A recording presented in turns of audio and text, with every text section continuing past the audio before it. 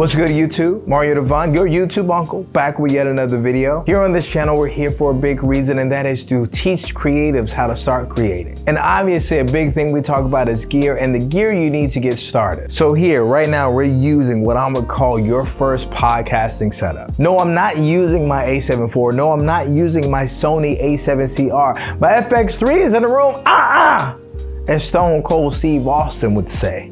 We're using my iPhone and just the DJI mics, as you can see right here. And in this video, I just want to have this key takeaway is that the barrier to entry to start creating is actually very small, and all it takes is just a small upfront investment. And then the other thing, in this video, I'm going to give you 3 tips of how to take your smartphone footage to the next level. Now, before we get into it, understand something. We're using just the iPhone 14 Pro. I'm not using this new 15 Pro that would be incredible, obviously, for that ProRes log, but a lot of you still have the 14. Some of you have the 13. Maybe you have a Samsung Galaxy. A lot of people don't have that ProRes log. Plus, you may not even understand how to use ProRes log, so I'm trying to make it very simple. We're not even using any specialty apps like the Blackmagic app or the Moment app. We're using it straight out of the iPhone camera system. So let's break it down. Okay, so now I'm in my main room, and like I told you, my FS6 was in here. I'm gonna move that over here. I'm not using that. My microphone, make sure I don't hit that drink.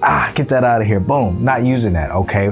We're simply still using the iPhone and the DJI mic. But I wanted to talk about how to get the most out of your iPhone camera. Doesn't matter what you're using. Maybe you got a Samsung Galaxy. Maybe you have the new Google Pixel 8A.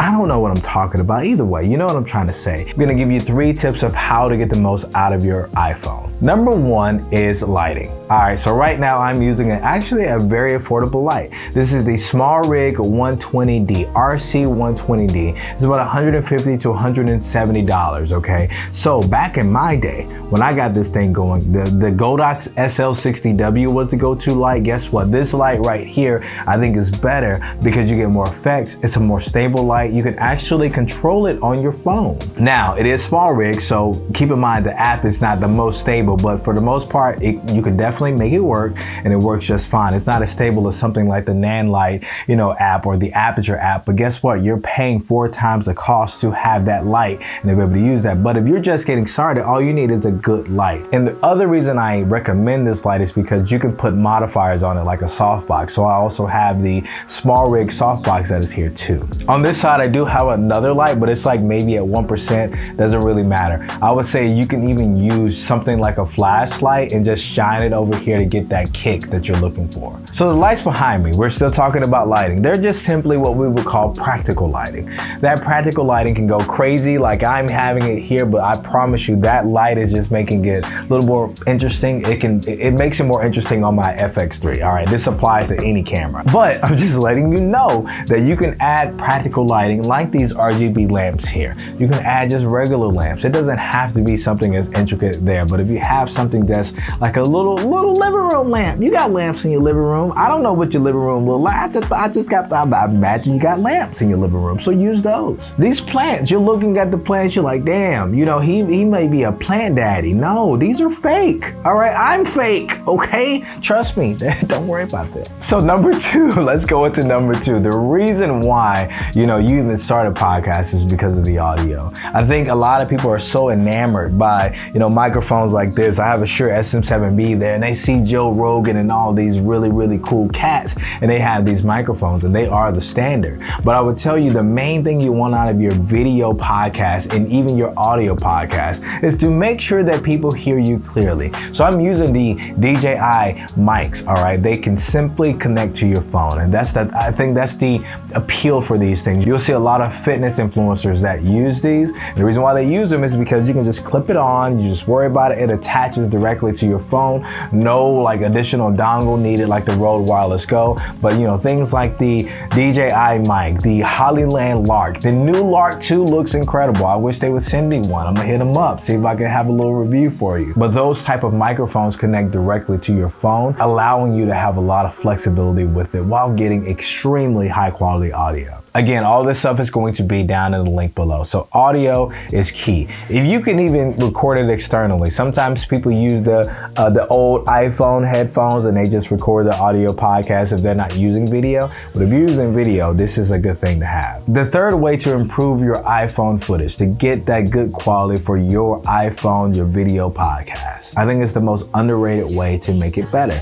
It's going to be your color correction. Doesn't matter if you're using the native iPhone app. It doesn't matter if you're using CapCut. If you can get into something like, Final Cut, Premiere, or DaVinci Resolve, get into those things, you'll be shocked at how much you can push the iPhone footage to look like a real camera. And I would tell you, that's probably the way I fooled a lot of you. If you're watching this video and you were like, man, this looks way better than I was expecting, let's make it clear yet again, I'm using the iPhone 14 Pro. I'm not using the 15 shooting ProRes log. I'm simply using HDR straight into the iPhone app, regular app, nothing special. Not even using anything like the Moment app or the Blackmagic app to control the motion blur with the shutter speed. I'm just using straight out of there raw. Okay, we in this thing just we just living our lives straight up in the camera. But if you add a little bit of color correction, you can take this image a long way. I'm actually shocked. So I'm just trying to really help people understand that you don't need this, all right, to make a podcast. Although this is what I would recommend if you're ready to invest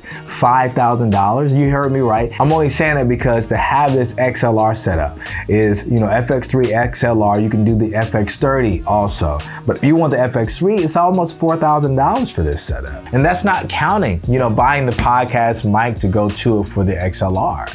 Like it can get really expensive. So I don't want you spending, 5 to 10 grand on something if you're not fully committed yet. So start with your phone, start with these DJI mics, start with just simple lighting. You can find lightings even for cheaper prices than this. The only reason I recommended this one is because you can add a softbox. Okay, so if you have, a little bit of money to invest, maybe $500. $500, think about that for your video podcast. Just, maybe that's, a couple of nights out during a weekend.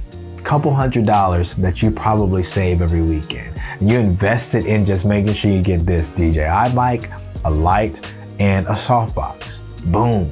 You have your video podcast ready to go. So although I would have loved to use my best cameras for a YouTube video, I really needed to make a point. And I hope this has helped. I hope this is giving you perspective to show you that you don't have to have the best gear to create really good content. I hope you've seen that with the emergence of things like Instagram Reels popping off and things like TikTok really popping off online. People are consuming content every day that was shot on a smartphone, with an iPhone specifically in most cases. So please like, comment, and subscribe if you got any value out of this video. And I hope this is giving you something, giving you a little insight to get you started. But in the next video, I'm gonna actually take you through some iPhone footage that I shot for a fitness commercial. All iPhone 14. And I'm gonna show you how I color grade iPhone footage. I will see you all in the next video. I love y'all.